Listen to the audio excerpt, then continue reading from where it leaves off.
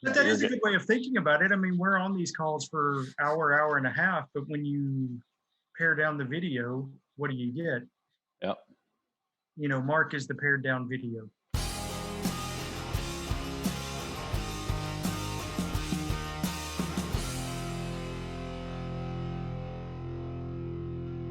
Everybody, we're here with Kerrigan's. What's going on, everybody? Chris here, and I'm hanging out with our influencers again. And tonight we are digging into Mark and chapter 2. So we're going to be dealing with Mark chapter 2 and asking some big questions with that and continuing to always figure out who is God and who is God calling us to be here and now. So, question for you guys. When was a time when forgiveness or being forgiven was impactful in your life? This one is fairly recent, as of like a few months, so it's still kind of fresh and not fun to talk about. A few months ago, I hit somebody's car, like with my own car, and that was terrifying. It was the first time that's ever happened, and it was like a stupid mistake. It's not happening again.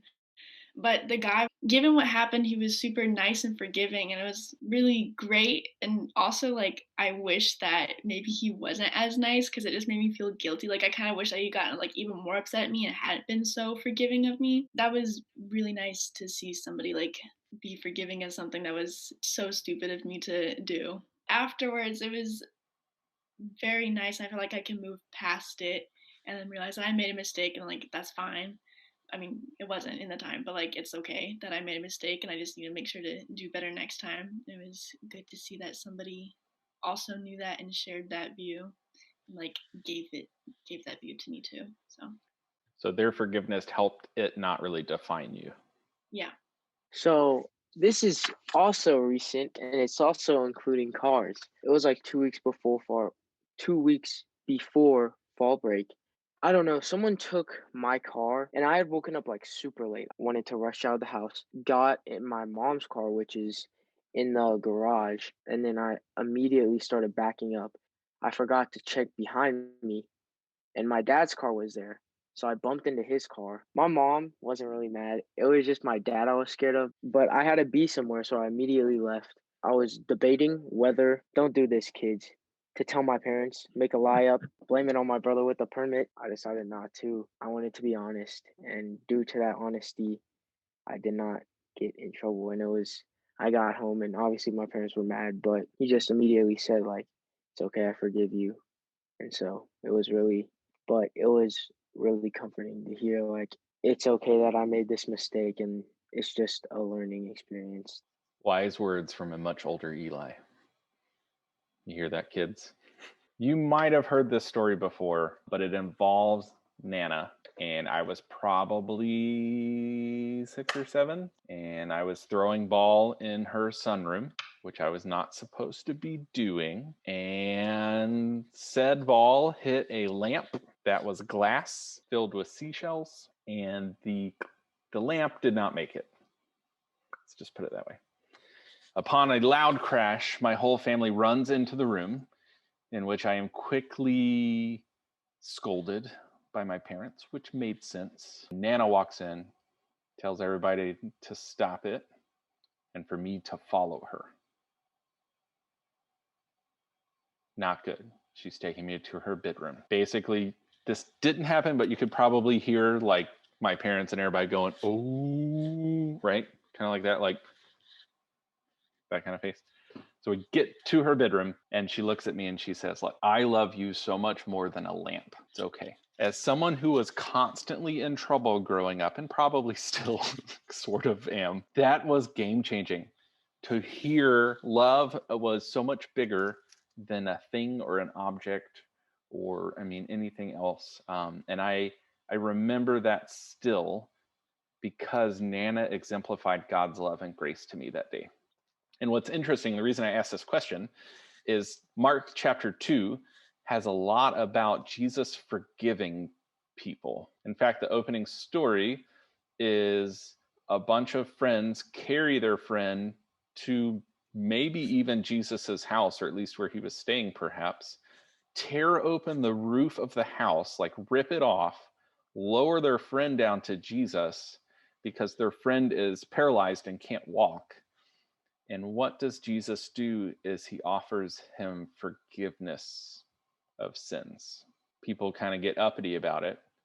And he like looks around and he's like, okay, so if you think I can't do forgiveness of sins, what's harder, making him walk? All right, get up and walk. Dude jumps up, walks out of the room. You know, everybody else was like, nah. Like today it would have been like this, right? Like everybody's filming it. Why do you think forgiveness seems to be such a big deal in this chapter? It was like a task meant for only certain people, and like Jesus wasn't that. He was just some random preacher is what they made it sound like from the other people's view who got uppity about it. Jesus had this authority about him that people were confused by in many ways.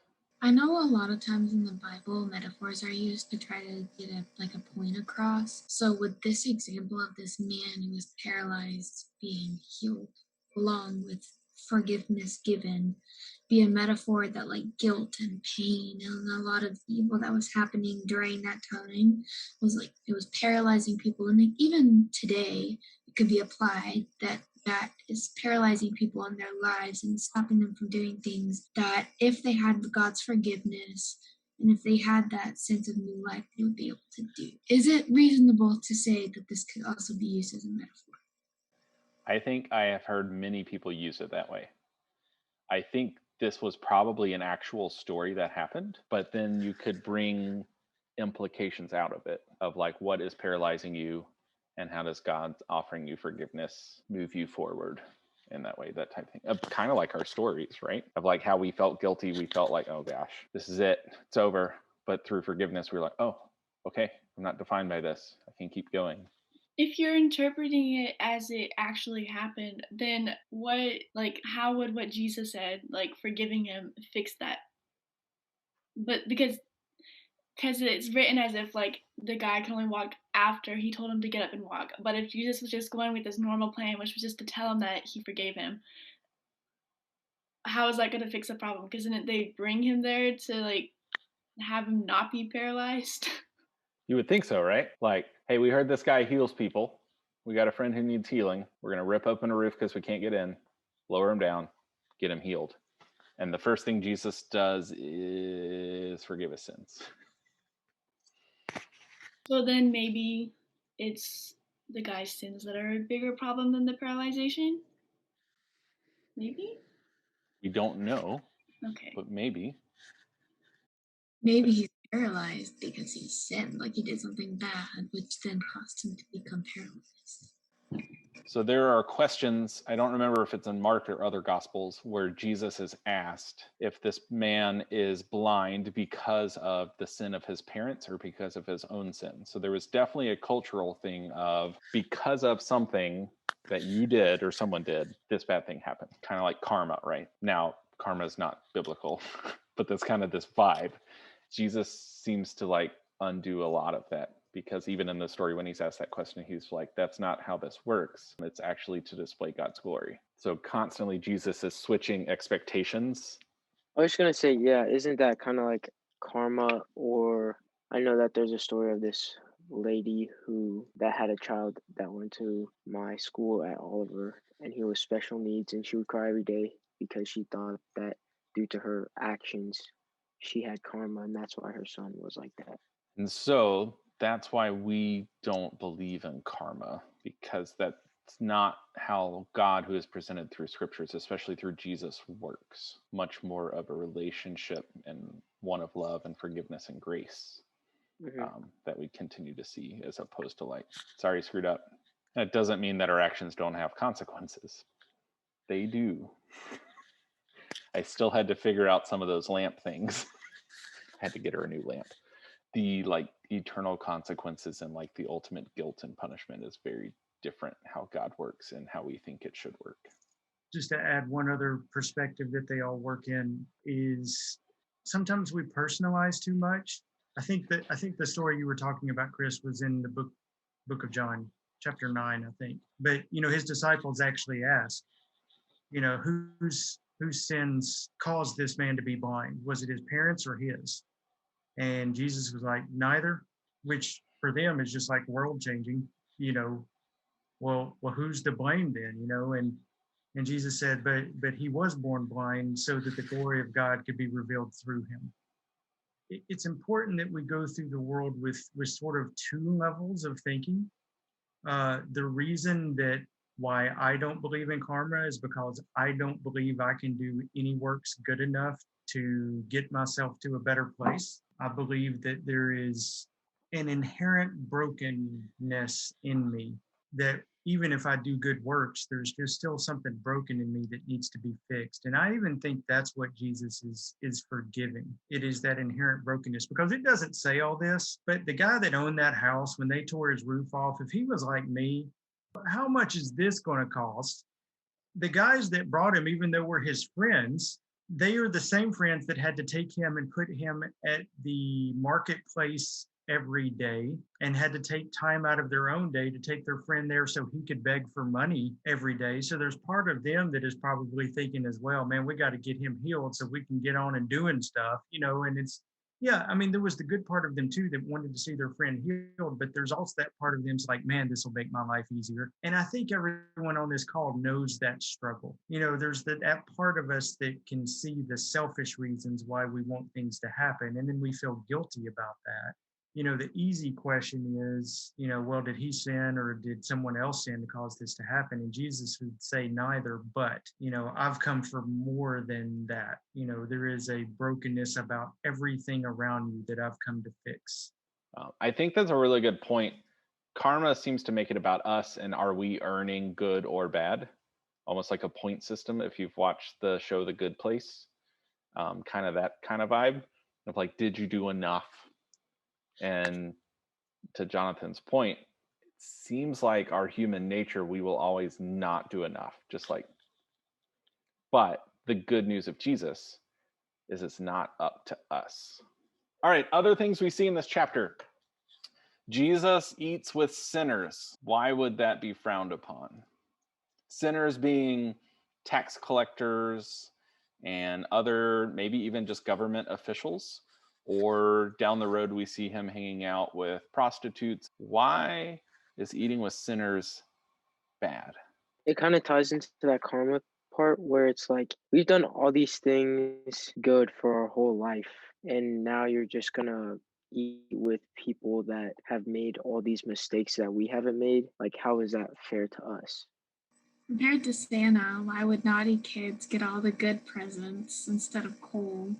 Let me ask it this way. Have you ever heard about, like, I just want you to be around good kids? Parents, your parents have probably said that. Like, are they a good influence on you? What are they trying to say? I mean, I was gonna say it means they don't want you hanging out around people with that do bad things and could maybe turn you bad. And so when Jesus is over there with all the sinners and the bad people, they're like, well, why is this your audience you're choosing over us who've been good and living in the way that your parents or God would want us to? Did you catch how Jesus responds to them? The thing that he said that stood out to me the most was he compared it to like medical professionals. Like, why would a doctor see someone that's completely fine? He's going to go sit with the sick and he's going to go try to help them. And so they're saying, you're keeping bad company. It's not good. You're not supposed to do that. You might be a bad person because of that. And then Jesus replies with, I'm not here for those who think they're healthy. I'm here for healing, for fixing, especially for those who think that they're out. Which goes back to that forgiveness thing too, right? Especially those who don't believe that's possible. That's who Jesus hangs out with. Let's switch the perspective. How do you think it felt for sinners or the bad people for Jesus to hang out with them? When you asked us about a voice calling down to us from heaven saying we are loved, or I don't really exactly remember what it was, but I thought I'd just be in disbelief. I feel like that's kind of how they'd feel too, just in disbelief, like, wow, you're choosing us. It's just like a feeling of being in awe and not really fully understanding.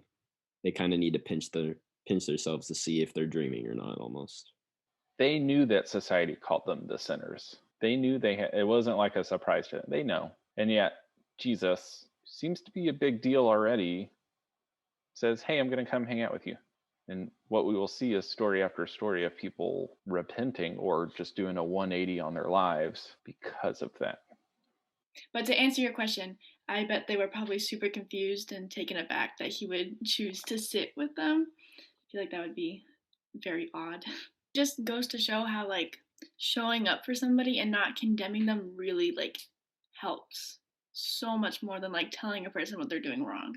I mean, that does have a time and place, but like showing up for the person, like being there with them and like talking to them and trying to get to know them, I think is a very helpful tool.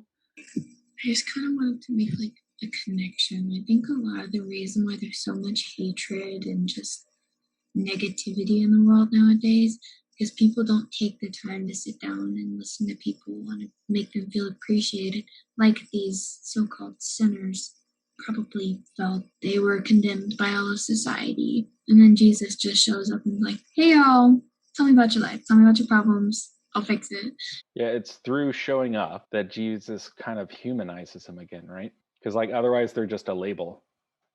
Sinners or liberals or conservatives. I mean, we can just, any label you want to throw out forever. If you just put a label on somebody, they are not a human, they are a label. But in showing up, Jesus reminds them they are human.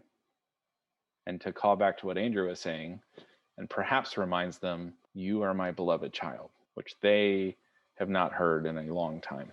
There's something very healing about that. Yeah, I feel like this like really also like applies to cancel culture. They're like, because we'll like put a label on this person, like, oh no, they did this bad thing, so now we're gonna like shun them, and we're not actually helping them learn. So it's easier to like label them and like we should avoid them, but don't you think we should help them like learn what they did is wrong and not just cancel them for doing what they messed up on?